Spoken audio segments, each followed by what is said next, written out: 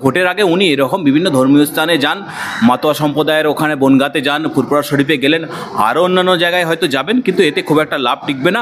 কারণ হচ্ছে যে দুর্নীতি উনি করে ফেলেছেন সে দুর্নীতি আর চাপা নেই। বা দুধেল গাই বলবেন, একবার তাদেরকে বাড়ি ঘরদরের ভেতরে জ্বালিয়ে দেবেন, আর তারপরে আবার তাদের ইফতারি মজলিসে যাবেন আর ভোট পেয়ে যাবেন, এটা হতে পারে না। সুতরাং আপনার লজ্জার যে রিক্রুটমেন্ট হচ্ছে সেখানে মানে যারা ওবিসি হয়ে তার সেখানে বেনিফিট পেতে পারতো, যোগ্য ওবিসি, তারা পাচ্ছে না, যে তারা ভুগছে, চাকরি পাচ্ছে না, মেন আপনি কাজ দিতে পারছেন না। আপনি ধর্মের সুশ্রুতি দিচ্ছেন, ধর্মীয় স্থানে গিয়ে ইফতারের নামে ভোট চাইছেন। পশ্চিমবাংলার বড় বেকার দেবাংশু যে কথা বলে, যে নিজে কোনোদিন চাকরির পরীক্ষা দেয়নি, বীজভূষণের মতন কোনোদিন কুস্তি লড়েনি, মেরিকমের মতন কোনোদিন বক্সিং লড়েনি, সুতরাং সে একমাত্র ওই রাজনৈতিক বাতেলাবাজি করে তৃণমূল কংগ্রেসের ঠাঁই পেয়েছে। তো তার মুখে এসব কথা মানায় না। পশ্চিমবাংলার কোনো আন্দোলনে দেবাংশুকে কোনোদিন দেখা যায়নি, কোনো ছাত্র আন্দোলনে দেখা যায়নি, কোনো যুব আন্দোলনে দেখা যায়নি, কোনো গণ আন্দোলনে দেখা যায়নি। পশ্চিমবাংলার মানুষ আন্দোলন দেখে, তার মুখে কিভাবে মানুষের পাশে দাঁড়াচ্ছে সেটা দেখে, তাকে মাটিতে কিভাবে লড়াই করছে সেটা দেখে। দেবাংশুর এইসব কথা মানুষ গুরুত্ব দেয় না। এই মৈত্র ওই দামি দামি ওই সব শ্যাম্পেনের বোতল খোলেন, উনি ওইসব দামি দামি ব্যাগ ফ্যাগ পছন্দ করেন, তো হচ্ছে মাঝে মাঝে সাংবাদিকদেরকে 2 টাকার সাংবাদিক বলেন, তো এইগুলো ওনার খুব মানে অভ্যস্ত। উনি আবার মাঝে মাঝে সংখ্যালঘু প্রীতি কী করে কী দেখাচ্ছেন।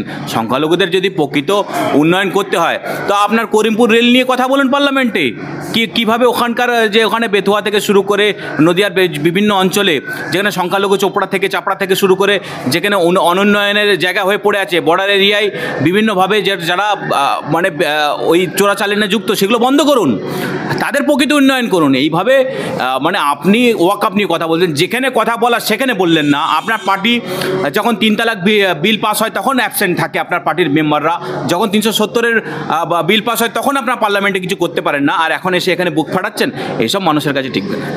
দেখুন, মহাকাশ নিয়ে পড়াশোনা করেছে পশ্চিমবাংলার বড্ড দুর্ভাগ্য যে মুখ্যমন্ত্রী একধারে ডাক্তার, ইঞ্জিনিয়ার, মানে আর্টিস্ট, এমন ছবি আঁকে যেগুলো সুদীপ্ত সেনরা কিনতে আসে, আবার গান বাঁধে, আবার এপাং ওপাং ঝাপাং হয়। সুতরাং পশ্চিমবাংলার মানুষের কাছে এই ধরনের মুখ্যমন্ত্রী পাওয়া একটা সিনেমার নাটকের মানে একজন অভিনেত্রীর সমান।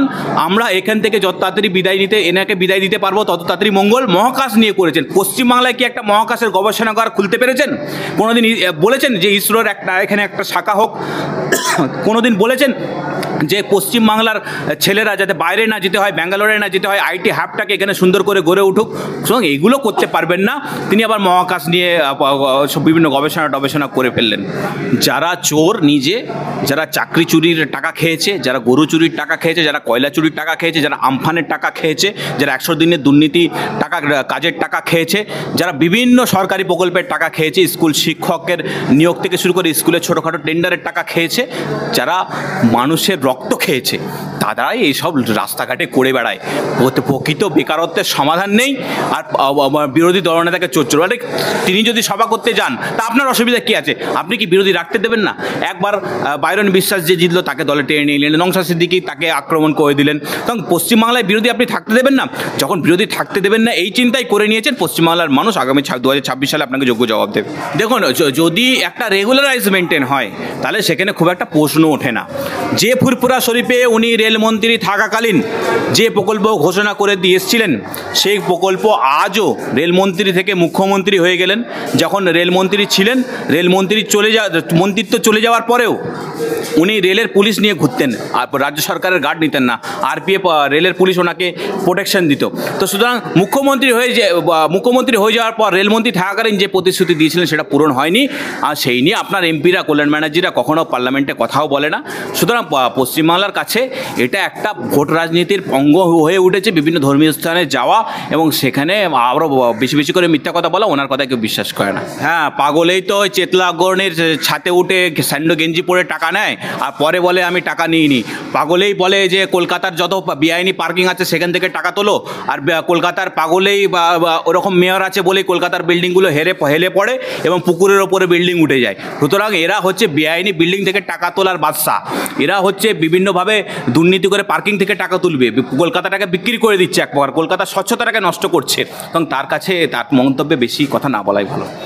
দেখুন, প্রথমত যদি আপনার বিজেপি নিয়ে এত অ্যালার্জি থাকে আপনার দলের, সুতরাং আপনার যখন ভোটাধিকারও হয়নি বা আপনার যখন জ্ঞানও আসেনি তখন এই দলের জন্ম, এবং সেই দলের জন্ম লগ্নকালীন এই বিজেপি ছিল তৃণমূলের সঙ্গী, বিজেপি সেন্ট্রালে ছিল। আপনার নেত্রী সেখানে রেলমন্ত্রী থেকে শুরু করে কয়লা মন্ত্রী থেকে শুরু করে দপ্তরবিহীন মন্ত্রী থেকে মন্ত্রী ছিল। আজকে আপনি এই ধরনের কথা বলছেন, তো আপনার নেত্রীকে গিয়ে এই কথাটা বোঝান যে সেদিন কেন বিজেপির সাথে হাত মিলিয়েছিলেন। সেদিন কি বিজেপির মানে এই কাছে কোনো মধু ছিল যেটা খুব মিষ্টি লেগেছিল, তখন এইগুলো কিছু বুঝতে পারেননি? আজকে কেন এই কথা বলছেন? আজকে কেন বিজেপিতে এত অ্যালার্জি এসে যাচ্ছে? দেখুন, ভারতবর্ষ সার্বভৌমত্বের দেশ। পতাকায় 3টে বড় বড় রং আছে, গেরুয়া, সাদা, সবুজ, মাঝখানে অশোক চক্র নীল রঙের। তো সবুজ কোনো দিন এখানে বেশি হবে না, আর গেরুয়াও বেশি হবে না। তো যেমন আছে তেমন থাকবে। ভোট রাজনীতির জন্য অনেকে অনেক ধরনের কথা বলে থাকতে পারে, কিন্তু বাস্তবায়িত এসব অনেক আকাশ কুসুম স্বপ্ন অনেকে দেখতে পারে, কোনোদিন বাস্তবায়িত হবে না।